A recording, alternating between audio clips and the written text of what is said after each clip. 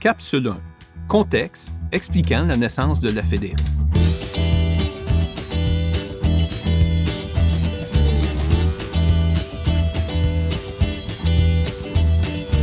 On ne peut comprendre la naissance de Soliud Groupe Coopératif sans se transporter dans le temps et s'imaginer le contexte de l'agriculture au Québec au 19e siècle. Il s'agit principalement d'une agriculture de subsistance. Avec une exploitation de taille réduite, on sème, on a quelques vaches et des poules pour nourrir la famille.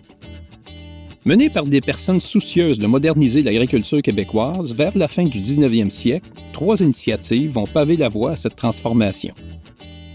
Des syndicats de producteurs, composés de propriétaires de fabriques de beurre, vont mettre sur pied un service d'inspection et un service de professeurs visiteurs qui encourageait l'amélioration des pratiques.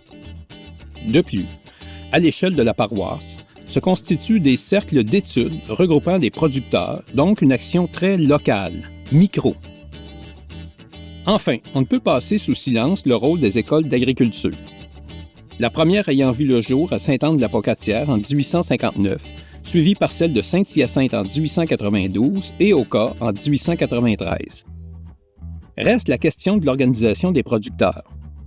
À l'exemple d'Alphonse Desjardins avec les caisses populaires, on va trouver l'inspiration des coopératives agricoles du côté du vieux continent, l'Europe.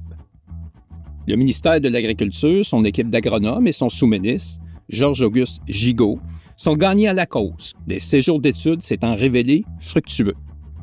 En 1908, on adopte une loi sur les coopératives agricoles, l'implication des agronomes, mais aussi un groupe de prêtres, notamment l'abbé Jean-Baptiste Arthur Allaire, stimule la constitution de coopératives, si bien que l'action de ce qu'on appelait alors des propagandistes donne des résultats spectaculaires.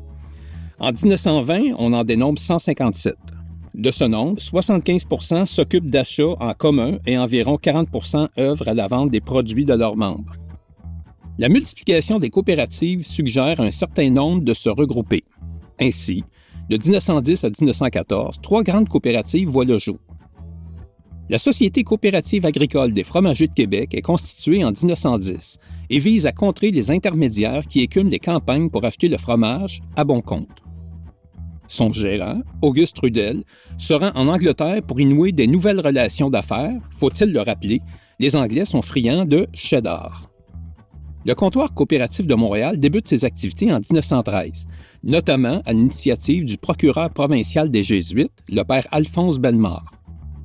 S'inspirant d'un modèle en activité en Belgique, du nom de Barenbaum, la coopérative se concentre dans la vente de graines de semences, d'engrais alimentaires et chimiques.